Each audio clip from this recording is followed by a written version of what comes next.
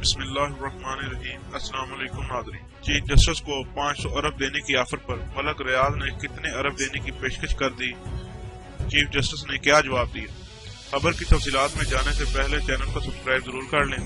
ناظرین، supreme court نے بحریہ ٹاؤن کے خلاف فیصلوں پر عمل درآمد کرنے والے بینچ کے سامنے ملک ریاض نے پیشکش کی ہے کہ اگر اس کی ہاؤسنگ سوسائٹی کے خلاف ملک بھر میں جاری مقدمات ختم کر دیے جائیں تو وہ 200 ارب روپے جمع کرانے کے لیے تیار ہیں۔